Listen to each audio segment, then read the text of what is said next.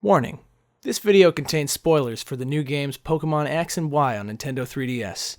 If you've not yet reached the point in the game that this video covers, proceed at your own risk. Pokemon rules.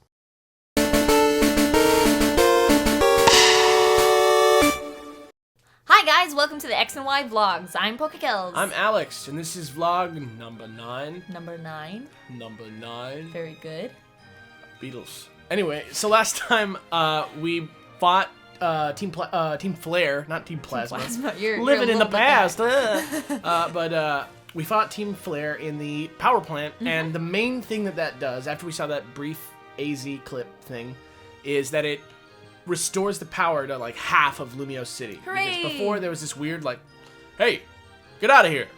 Like, so now you have access to the whole city. So fantastic, great. There's so much to do, but before you go and do any of that stuff. Yeah, just like every city, the main attraction in the city is the fact that there's the gym. Pokemon Gym, which is based off, absolutely based off of the Eiffel Tower. Yeah. It's beautiful. They call it the Tower of Lights, and which is the whole thing about it is that it lights up. If you know a little history about the Eiffel Tower, it was created for a World's Fair. Oh. And that Tower of that Tower of Lights thing is sort of like a thing that happens at every World's Fair. So, because of that, it's kind of interesting to think about, like, maybe there was some sort of similar thing in Kalos. Huh. Yeah. That's really, I didn't know about that. That was really cool. Weird little thing. But anyway. Well, it's the Eiffel Tower, so basically you go into the bottom part of it, and we pre-drove the soundtrack. Yeah, I don't think that they can hear it. I think it'll be okay. There's some saxophone music in the background. It's really awesome. You'll probably hear our soundtrack, though.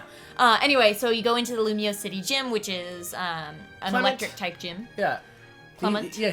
Clement. He takes the light theme, and he's kind of like a weird light man, inventor. He's a child, first of all. He's like a kid. He's like a kid genius. That's the thing. He's like a weird kid doctor, but like he's like a light guy. He's like everything's like flashing lights. He has like a thing. He has like a thing on. Yeah, it's his inventions because he's an inventor. Yeah, but it has like light bulbs all over it. Yeah, it's weird. He's an interesting gym leader. I was not.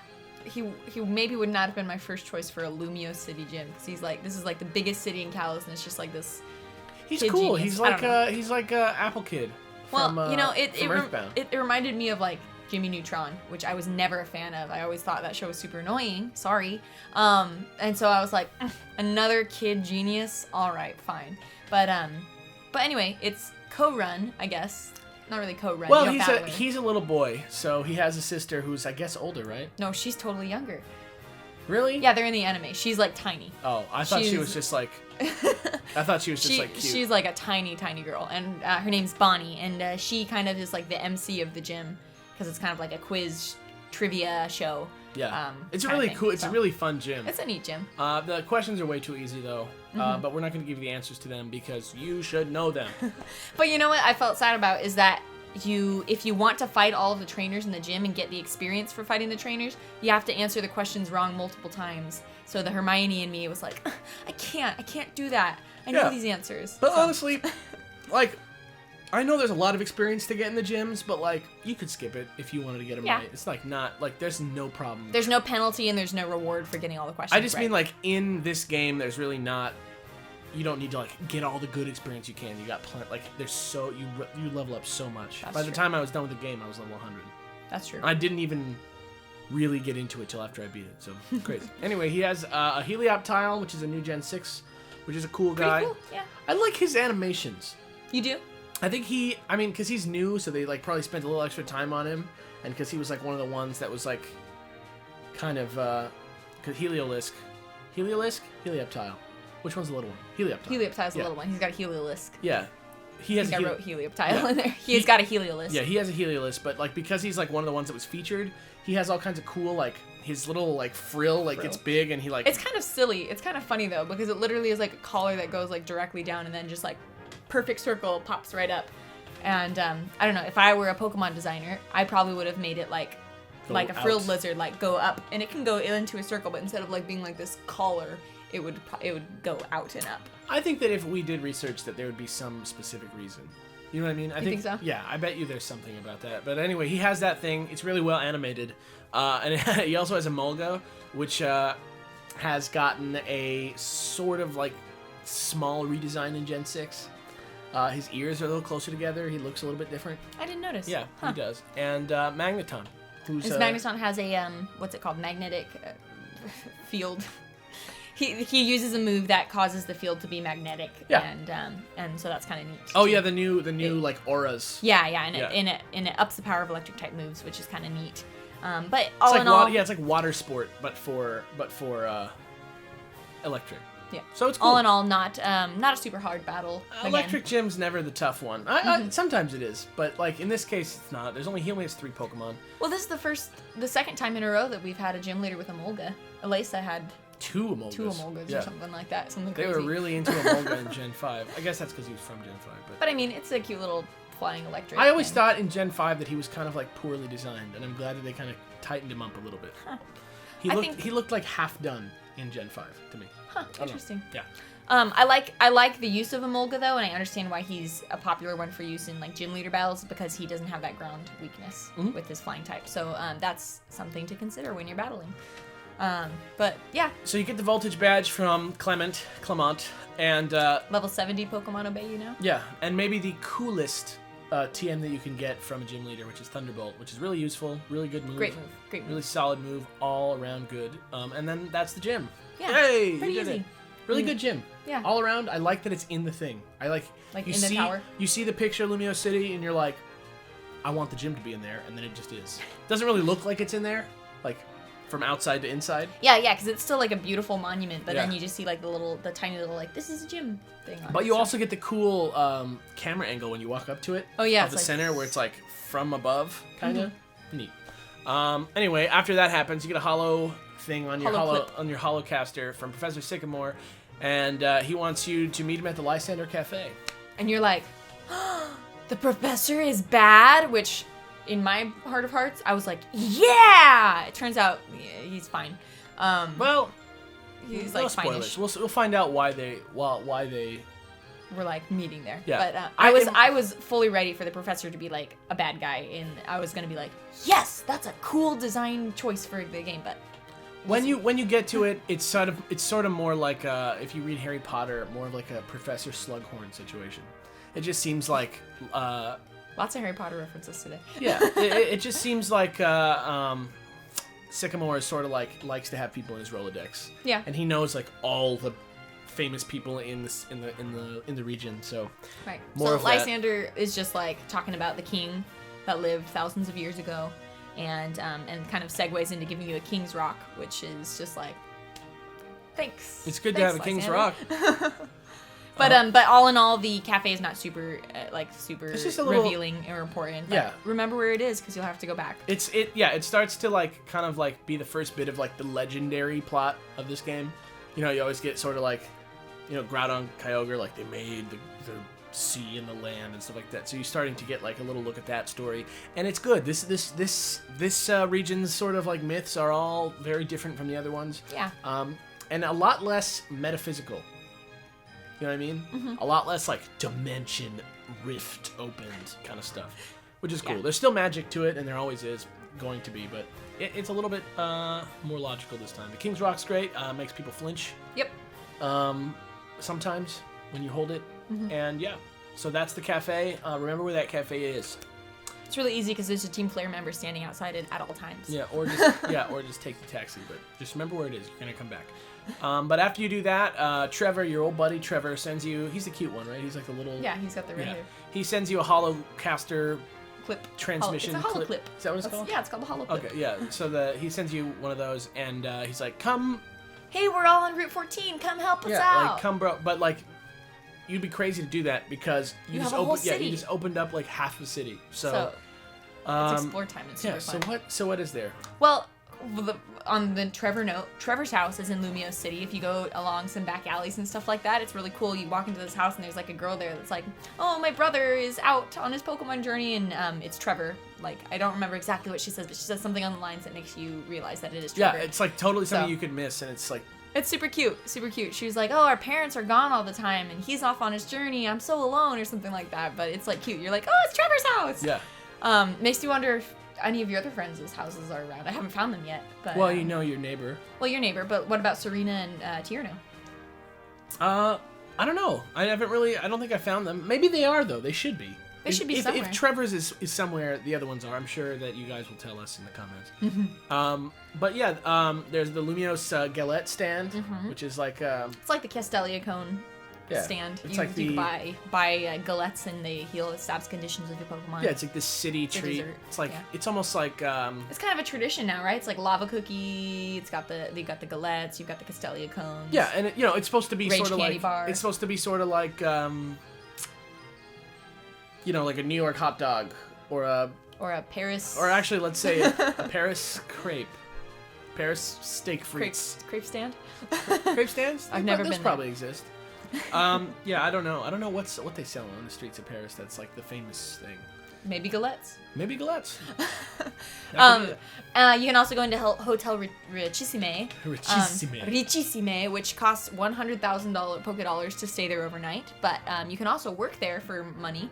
It doesn't give you a lot of money. What do you do exactly? You can do a couple different things. You can like do room service. You can do like maid service, and then there's like one more that you can do, and they're just like. They're like kind of mini game sort of things. Like for example, the maid service one, you go around and you have to touch 4 beds in the hotel within 75 seconds. So it's like running around and like touching beds. And then there's the room service one, you have to like memorize an order, and then they will be like, so which is the one that was correct? And it's usually like a long sentence that you have to. So it's just like they're pretty simple, and you get like Poké Dollars for doing it. Do you get like a lot of money? Like 2,000, so it's not super worth it. I wouldn't suggest like trying to make your money that way. I'll tell you what, if you really want to get into the role play part of this RPG, then like it's fun. Go like for it. it's like sorting mail in Wind Waker. I guess you get a heart piece for that eventually, but you can do it to get money all the time. I would not have a problem staying at Hotel Richissime. I have a lot of money in this game. I'm very I'm poor. like a multi-millionaire at this point. How much I'm playing. Also, there's the Battle Institute, which just like in Nimbasa, right? Yep. Yeah, and basically what it is it's sort of just like no stakes sort of battleground. Testing facility. I don't think you get experience, right? No, you get points, and if you get like enough points, you get like a high rating. Rank. Yeah, so it's not something that you like need to do, but it's good for testing out your teams, and it's good because when you fight them, they get progressively harder. But like if you lose, you don't lose anything. Is it actually good for testing out your team? I wonder. It's like pretty okay. I wonder what would happen if I brought my like. In the competitive scene, like go to Showdown. Yeah. But I'm interested. It's neat. It's kind of fun. Yeah. There's also the Lumiose City Museum. Oh, that's pretty cool. Which I believe is like the cool thing is the art on the walls. You can like see them. It's neat. And then there's a reference to Ruby and Sapphire in there. There's a picture of a guy and a Wingull. And it's like, oh, the Wingull's name is Pico or something. I think it's Pico. That Mr. Briny and Pico. The ones that it says like this is Mr. Briny and his trusted Wingull Pico, and that's the guy that in Ruby and Sapphire takes you across the sea in his boat. So great, cool, fun stuff. And you get like a TM in there or something. You get there's some loot. Yeah, go loot it. There's also a Pokeball store where you can get all the like neat Pokeballs. There's a Master Ball in the case, in the display case. You can't buy it, but you can look at it. Yeah, you can the only way to get a Master Ball is in the plot and in trades. No, the the Lotto ID. The Lotto ID thing, which is never gonna happen. So don't even worry about that. The stone. I wonder if anyone has. I'm sure somebody has. If you have, put in the comments. I would be interested to see how many people have. Yeah. The stone store where you can buy like evolution stones and stuff. Evolution stones, and there's a guy in the corner that sells. Is that after you beat the game? After, yes. Well, let's not. There's a guy in the corner. There's a guy in the corner who offers you a Mega Charizardite X in Pokemon X for like $100 million, and you're like, no. Oh yeah, okay. Yeah. Well, you know what? We can spoil this. This isn't like a huge spoiler. He will eventually sell you some Mega Stones. He sells you the other Mega Stones that you didn't pick from the professor. The original starters. Yeah, from the Gen 1 starters. And they are not that expensive after you beat the game. They're expensive, but they're not. But they're not $100. They're like $400,000. I could buy them. I'll buy them. I'm gonna buy them. They're not $100 million. Anyway. I'm gonna buy them. I'm buying them. It's over. Gloating. But also in Lumiose City, there's been, if you read the internet and you love weird stuff. This is my favorite part of the vlog. Yeah, there's a few super weird things. In today's segment, scary secrets. I was at Atmosphere in that. Anyway, moving along, the first thing that, and this is probably the most popular one. First of all, you've got to explore everywhere in Lumiose City because there's so many all things. Kinds of weird crap that all people kinds say. Of weird stuff. All kinds of like funny little things to see, like weird references. But probably the most famous one is you go into this building, and I believe there's people on the first floor. Yeah, there's a receptionist actually, and she's like, I don't really know what this building is for. It's my first day here. And, ironically, if you visit her like the next day, she will still say, it's my first day here. Is it the same person? I don't know. She's like, it's my first day. I don't know what this building's for. Anyway. Yeah. Theories. So you go in and you go up to the second floor. It's totally empty. Except that when you walk into the correct area of the room, which is 2 steps into the room. Yeah, like full on, like a ghost ass lady like appears behind you. And she's got the medium Pokemon's trainer sprite. So she's got like the dark hair and the dress, the dark dress. And she goes like. And her sprite does not have a walking animation. She appears behind you, and then her character moves, but she doesn't have a walking animation. Her sprite just like moves forward. Yeah. And then in front of you, and then she says, and then it like stops, and then like a speech bubble comes up, and it says, "No, you're not the one," and then she disappears. The music comes back in, and it's just like, and you're just like, and then that's it. No one ever mentions it. And you want me to tell you something? Because it's not really spoiling anything. Nothing else has to do with this in the whole game. There's no other reference to this. I've done everything that you can currently do in the game, and nothing has to do with it. I have to know why. I've done every quest that you can do in the game. And if you go back into that room, nothing happens. It's just the first time you go into that room. You get to see it one time, and then it's over. Don't blink. Don't blink. There's we watched that today. I had never seen that before. It's an episode of Doctor Who. Yeah. It's blink. But some people think that it might have to do with your ID. Some people think ID? Yeah, some people That's think no fair. Nah, I want to be the one. Some people think it has to do with like a DLC sort, like not DLC, but like something in the future that like would be you know, released. like you get like a letter or an item kind of thing that like leads you to like an instance where there's a legendary. Oh yeah, or like if there's like a game link, like there was in Black and White and Black and White 2. Right. Like you could do a game link and then like, oh, you've seen this animation, so this next part is opened up Right. and you get the sequel. Exactly. Interesting. Or like the like the flute or what, like where you go to like the island where Shaman is. Stuff like that. Yeah. Cool. Yeah. But it's creepy and it's scary and I love it. It truly is like, it feels like out of tone. Like it's weirdly creepy. There's another one in the hotel, actually, on the 4th floor to the right of the... Hotel Richisime? That's what I said. I think there are a couple of hotels. Oh, yeah, Hotel Richisime. If you go on the 4th floor to the right, you can kind of see her from when you get off the elevator, but you walk around, and she's sort of standing... right up against the wall. Yeah, like sideways against the wall, though. Like she's facing like a bed. She's like in between like a bench and a bed. And she's like facing sideways, and the wall is next to her. Yeah, and she's also got the medium sprite, which is the creepy looking one. Which is apparently an alarm bell for like something weird's gonna happen. Yeah. But what does she say? We have it written here. It says, that's right. You talk to her, and she says, "Don't talk to me. If you do, I won't." She pauses. Hear the elevator. And it's like, what does that mean? Why are you she could just be like a weird girl, but like, why is she listening for the elevator? Is she waiting for someone? And like, what? And who? And what?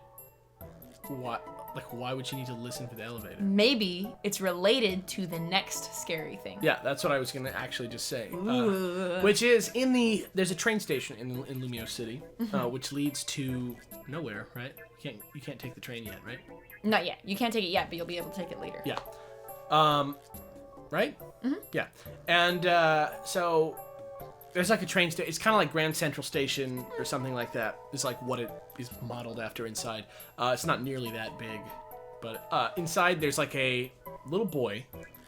And if you talk to him, he says it should be someplace around here, right? Mm-hmm. And he steps, and he's like one of those moving sprites. So he'll walk like around, and he kind of looks like he's wandering aimlessly.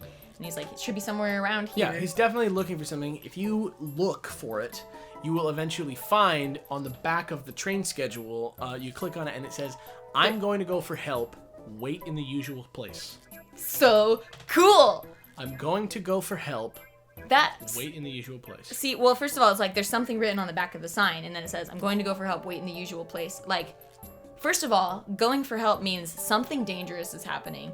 So dangerous that you need to leave a secret message on the back of a train station schedule. Yeah. Like, that is cool. There's some spy... That is cool. Some spy stuff going So what if the girl in the hotel floor, floor 4, is like waiting, is the one that's waiting? in the usual place. In the usual place, which is on the 4th floor of the hotel, waiting to hear the elevator, hoping that somebody will come help. And there's like, you know, there's people in alleyways that fight you. There's like, there is a weird undertone of like crime in the city. Yeah. And I think that's like And actually, you get... really neat. The game gets around to that eventually, too, but I'm not going to spoil it too much. I thought it was fascinating. Yeah, but there's alleyways. There's like weird little like 1 or 2 second, like not second, but like 2-step like little mini stories that you can do. Like just people who like have a little small arc. Like you talk to them once and then you like see them again, kind of thing. It's neat. It's and a then cool city. all over the place. There's restaurants and cafes, and my favorite cafe of all the cafes is, or it's actually a restaurant, is Restaurant Le Wow, and it's very expensive. And you cannot eat there, I think, until you're stylish.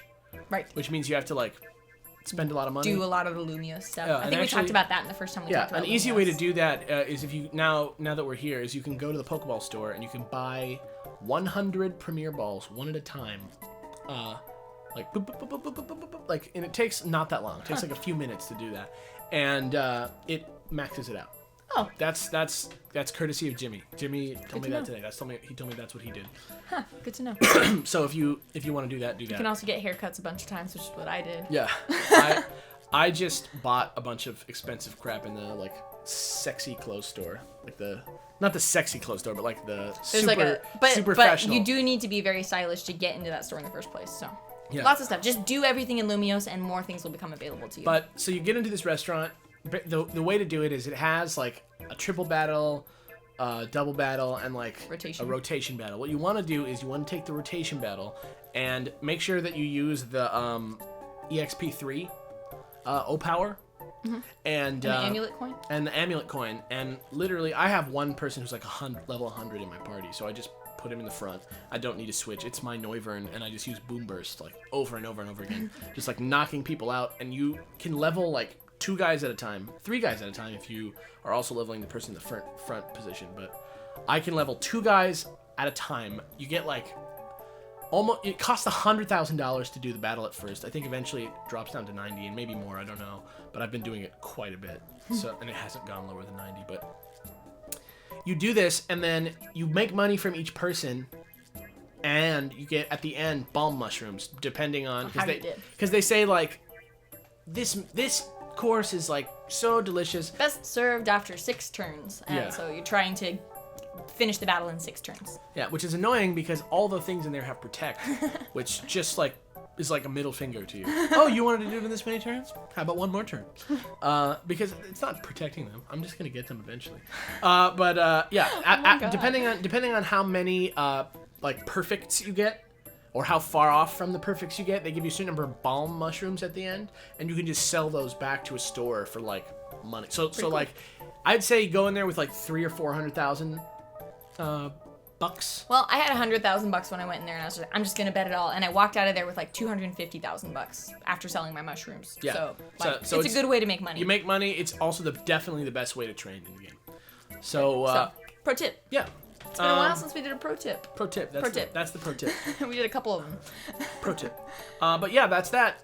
And so from there, just head out to Route 14. But that's for next week. So one of my favorite parts of the game is that. Yeah. That part. I love those weird things. So I guess it's question time now, then, huh? Yeah. I have an itch So on my foot. why don't you start us off? Okay, great. Corey Napolitano. I'm bad with names. And there's been a pretty solid amount of. Oh, hey, Wallace. Oh, there's my dog. Chewing his butt. He's itching himself. But Corey Napolitano. He asks, question: what is your least favorite part about Pokemon? I think I'm gonna say it's their unwillingness to take bigger risks. Okay, it's very formulaic.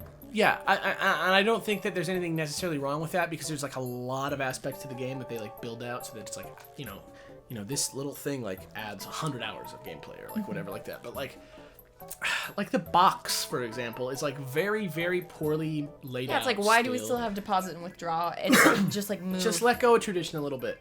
You know Yeah. what I mean? Like when it's logical, especially. Like when it's like logical. Like the box should be huge. There should be infinite boxes.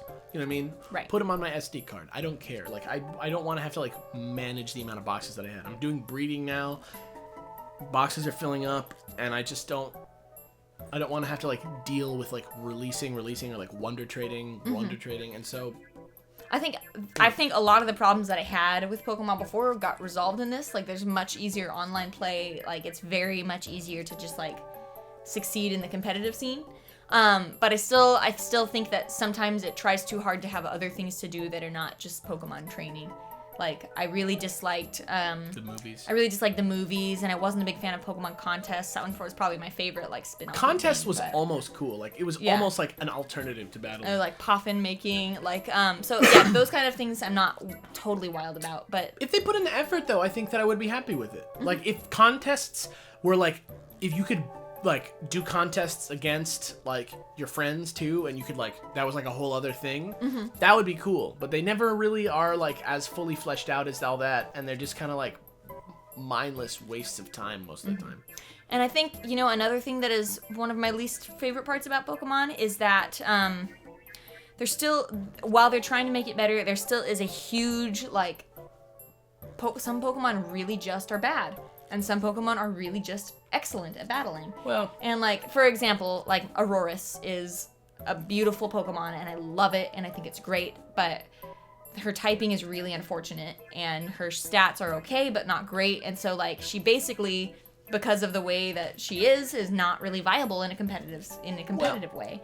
And so that makes me really upset, because like, I think she's great, and I would love to use her, and I think she's like really cool looking, but like, she just can't cut it against some of the stronger ones. To play the devil's advocate, I would say that maybe now at this point, Nintendo has sort of realized, or Game Freak at least, has realized that like the way that the competitive scene works is that there are tiers.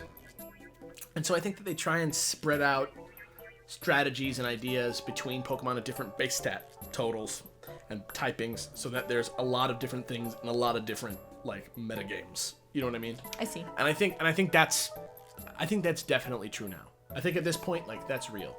But at first I don't think it was, but I'm glad that they sort of transitioned into that. Oh, and HMs. HMs, just get rid of them? Get rid of HMs. I think that there should be a 7th slot where you can put somebody who you can't battle with. I think that you should be able to have HMs, but they should be deletable. Like, or what's the reason for them to not be deletable? Or just make them items. Okay. Like, make it like in Zelda, like a strength bracelet, so you can move boulders, or like a surfboard. A surfboard, a strength. Yeah, I think that's a good idea. Then like a flying machine. A flying machine? A flying machine. You're like Da Vinci on your little a jetpack. Like, that little what's it? In Once Upon a Forest, where they like make that like flying machine, and it's got the pedals. Or if you could do like in Futurama, like from Pokemon Center to Pokemon Center, if you just go to a Pokemon Center, you can just like go into like a tube. That'd be great. That's funny. But yeah, that's that. Oh, there's one other thing I was gonna say. Oh yeah, I think that the gyms could be more designed, like the actual gym leaders and the fights. I think the gym leaders should have a larger role. We were talking about this earlier a little bit, but I was saying that there's no need for us to see like 4 fire gyms. I get that that's cool, and I get that like it's cool to see like the gym of the type, but I would rather the gyms be like a little bit broader in scope, and each one teaches you like a lesson about battling, for example, maybe. Gotcha. Like maybe like defensive gym. Like this gym is all about like entry hazards, and this gym's all about like this, and so like all the like other trainers in there have like, that would be cool. I really like that. Here's like the guy with sticky web. Here's the stealth rock guy. Because then you can't just like sweep with one Pokemon that's strong against that type. Yeah, I like that. And when you battle, it'll be like the guy, instead of saying like, I finished my breakfast before I came up today, he could be like, stealth rock is like hurts people for this much damage, and it has type it has. It does type damage. It does type damage, so be careful, fire and flying types or whatever. Yeah, I think that would be great. I like that. It just needs to be a little bit more educational for me. Anyway. Yeah, because then it'll be like a situation where, for newer players, it'll teach you how to be like a good player. Yeah, and then by the end, by the end, you fight the Elite Four, and they are like, they got items, and they're like serious, and it's That'd be hard, awesome. and it's like hard. Yeah, that'd be awesome. Yeah. Anyway, also if they challenge mode, there should be like a difficulty level. Yeah, there should be like a lot because they put more. it in after you defeated Black and White too, but like who's gonna restart their game and just play the whole thing on challenge mode? I understand some of you probably did, but I am always super attached and don't want to restart my game, and so like challenge modes and easy modes. And in an things RPG, like that. it's kind of crappy not to do that in New Game Plus. Also, the other thing about it is that it unlocked easy mode when you beat the game on normal mode. So that was because you can like trade the keys, because I think only one of them gets easy mode and one of them gets hard mode, right? I don't know. Maybe I'm wrong about that. But anyway, moving on. Thank you for your question. Yeah, Spluff 5, right? Spluff 5? Yep. Yeah, Spluff 5 says, Kells, who's your favorite male player design? And Alex, who's your favorite female player design? Is that player like the player that you play as? That's what I think it means. Okay. Well, we can do that, and then we can just do our favorite like characters in the game. Okay. I think, right? Probably Ethan from Heart Gold Soul Silver. Yeah. Yeah, he's got his backwards cap. He's got his like little tuft. He's got like a red coat. He's pretty cool looking. I think that my favorite female player is the one from Black and White 2. Mm-hmm. What is her name? Black and White 2, Rosa. Rosa, yeah. But I also like loop, Brendan. With the big looping hair, right? No, she's got the buns with the one that I cosplayed as. Oh, yeah, yeah. I cosplayed as Rosa once. Yeah, I like her like baseball tee. Yeah. I think that's a cool. Yeah, I think she's great. Yeah, I like Brendan and Ethan from Heart Gold Soul Silver and then Ruby Sapphire. Those who I like. Cool. Great. Yeah. Who's your favorite character? My favorite character in the game? Male character. Okay. Looker. Looker? I love Looker. He's great. What's the name of the rival from Black and White? Not Hugh. No, the girl. Oh. With the blonde hair. With the blonde hair. Bianca? Yeah, Bianca. Bianca? I really like Bianca. She's cute. She's Yeah. cute. I like her. She's cool. I like Chirin and Bianca. Yeah. Yeah. He's like kind of a bro. He doesn't need you. That again, going back to the Harry Potter thing, like totally reminded me of like Harry Potter. Like you're the three kids. Like one's the brains, one's the dumb goofy one, and then you're like Actually, the hero. this X and Y like really reminded me of that too. What are you eating? Don't eat the bed. Say hi to everybody. This is Wallace eating the bed. He's All right, very he's happy. a lily pup. But yeah, that's that. Pretty good. Moving on. Take it away. Okay, well, last question that we have here, and it's kind of a long one, but I think it's a really good question. Yeah. Actually, let me pull it up so I can read it. Question for Alex and Kels if she has an opinion on it. Well, this is from from Ibarkov 21. YBARCHOV. Y Barkov 21. Ibarkov 21. Question for Alex and Kels if she has an opinion on it. Do you think the competitive community is a bit stuck up and follows Smogon too much? I've fought several battles on Pokemon Showdown with my team of favorite Pokemon, some OU, some not, and each time I get ahead or start wiping the floor with a Pokemon they don't expect, like Mega Aggron or Avalugg or Trevenant, my opponents quit and tell me I got lucky since my team sucks. Are they just jerks, or do you think they follow Smogon too much and believe that their team is unbeatable because Smogon says so? In my opinion, I think that that's on the trainer. Because Smogon is doing a good job. And unbeatable because Smogon says so is not a thing. Not necessarily a thing. I don't think that Smogon's ever trying to say, like, if you follow our rules, this is going to be 100% fail-proof. Mm-hmm. Because if you look at what the tiers are called, they're called, like, overused. They're called, like, underused, rarely used. And what that means is that they are like what's popular. Yes. Or what's not popular. And it doesn't necessarily mean like they're the best Pokemon, but right. And it's fluid. And for me, I think that like half of the game is about like sort of outsmarting your opponent and predicting. It's like chess. And I mean, we all know this, but like So you're saying you came in with a Mega Aggron or an Avalugg or a Trevenant, and I'm saying if I'm putting together a thing about Avalugg, you know, he's got a really good defense stat, but his his special defense is like atrocious, right? So he's kind of a risk. Like, you know, you can pull it off because you're being bold with him and you're using him the way he's supposed to be used, but is he good all around enough that everyone should be using him? I don't think so. And I don't think that they're saying, you know, Avalog can't hold his own in this other tier, like in any situation. It's just in general, it's not like a good all around Pokemon. For me, the tier system is more like this is what you should be looking out for. Like in the overused tier, these are Pokemon that you see a lot because they're usually pretty solid. And that doesn't mean that you shouldn't use any other Pokemon. I mean, like, what's her name? Agatha says in the Elite Four, she was like, a good trainer will try to use his favorites to win. Yeah. And I think that's an excellent motto, and I think that's what Pokemon's really all about, is that you should try to use your favorites. And a lot of the times, if it's not all OU, people don't expect it, and sometimes it's exciting that way. Yeah, and it's not like it's not like you get lucky because your team sucks. It's that people get so focused on the tiers that they like are expecting these Pokemon, and so they build their teams to defeat the Pokemon of the tier. And so when you put something in that's not in the tier, they get all butthurt about it because they weren't expecting that, and sometimes they're caught by surprise. Yeah, it's like their whole system is broken. Yeah. But so I think that everyone should be using the Pokemon that they want to use the most, and disregard tiers altogether because, like... Well, I don't know if you should disregard them, because there is definitely a benefit to that. Like, the idea of tiers, like, it's just like you said, it's like, here's what's going on, here's the climate, here's what you need to, like, plan for. You know what I mean? Because otherwise, what are you planning? Like, if you're not planning on fighting something, like, what's the strategy you're basing your team around? That's true. Like, your team has to have a strategy to be good regardless of who you're using. And, you know, if you're not gonna use, like, you know, all the best Pokemon in the game every single time, you know, it's sort of on you to kind of like make that work for you. And I'm not saying that's impossible. I mean, right now I'm Ivy breeding for an Ursaring, right? But like, and I think he's UU, but no, UU's like right under OU. I'm sorry, NU. I think he's NU. But you know, like, I know that when I bring that Ursaring out, I'm not gonna be fighting every single, like, I'm not trying to like make him work against every single Pokemon in the game. I'm trying to make him work against the Pokemon that everybody's using. You know? Yeah. So basically, the Smogon tier system is awesome. It's very, very informative. It teaches you like what are really good options, what is something that's really solid, but it's not set in stone.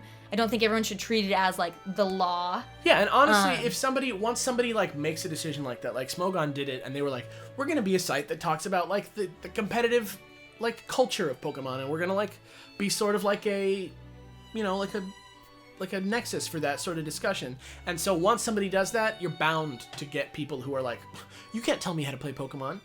But don't think about it that way. I don't want anybody to be hostile against Smogon, because I know a lot of people are. Like, a lot of people who are more on the side of like, Pokemon should be fun. It is fun. It is. But like, some people take it more seriously than other people, and because of that, you know, I don't think that there's any need to be hateful or I'm gonna come right out and say it. Maybe you'll disagree with me, but rage quitters are stupid. Well, rage quitters, who needs them? Rage quitters are not real Pokemon trainers, because if you're getting so hurt about the way somebody wants to build their team, like, don't play. That's true, but also there are times to forfeit. Well, if you're like winning and you're doing like a good job, and then like on the last Pokemon before you defeat it, they rage quit, like, that sucks. That's stupid. Like, why would you do that? The only kind of people that do that are the people that can't stand to lose. And if you're gonna lose, lose with grace. But on Showdown, which is like the Smogon machine,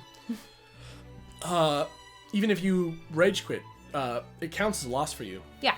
So you still get points. So Y Barkov 21, if people are rage quitting you because you're using the team that you like, you still get the points. So whatevs, man. And also, you know, just own it. Like, you don't need to. Yeah. I mean, Pokemon battling is like about having fun with somebody, and like, it's never fun if like you like can't handle the way that other people are playing against you. Smogon is just... I've been swept with one single Pokemon. The first time I ever saw a Cloyster with Skill Link, I had never seen a Cloyster with Skill Link before. It killed every single one of my Pokemon, and I was just like, oh dang, that's a thing. Yeah. But I wasn't gonna like rage quit just because they're good. The only battle that really matters is like the one for the championship. You know what I mean? Right. So when you lose, there's no need to get down on yourself. There's no need to be sad and throw stuff around. Like what you should be doing is thinking like, okay, so I just found out that this can just wreck me. So now what am I going to do so now you go correct it? But also now you can go to Smogon and say, is this something that I'm going to meet and see? Is this something that I'm going to actually need to be worried about? Like in general, going forward, fighting everybody? Or was this just one dude who has like a good strategy that happened to work really well against me? Right.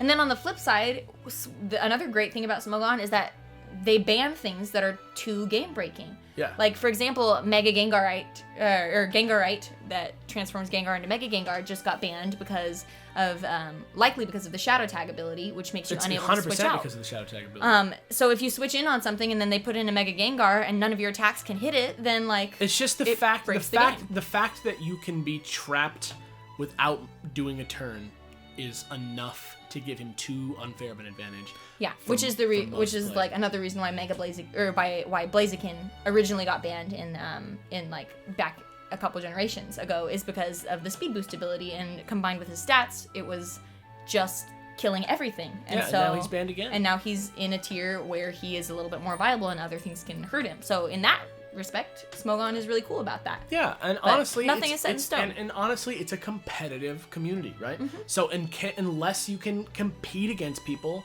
and apply rules to that and like make it into something, like you're not really a competitive battler. You're just more of like a person who enjoys battling. You're not like being competitive. You're not competing. So like they're the ones who are setting the rules. So why not? Yeah. So I guess the long and short of it is that like do good. Do what you'd like and do good and smart. Have fun with it. Yeah, do good, be smart, don't worry about actual assholes, and just like play good. Yeah. So cool. I love Mega Aggron. Yeah, he's cool. He's real bulky. Well, I guess that kind of sums it up for the day. Yeah. Yeah. So we'll be back next week. We're gonna move forward from Route 14. So we'll see you then. Keep asking questions. It's always really great. That was a really good 3 questions there. Yeah. I've been Alex. And I'm PokeKills. We'll see you next time. Yep. Bye. Bye.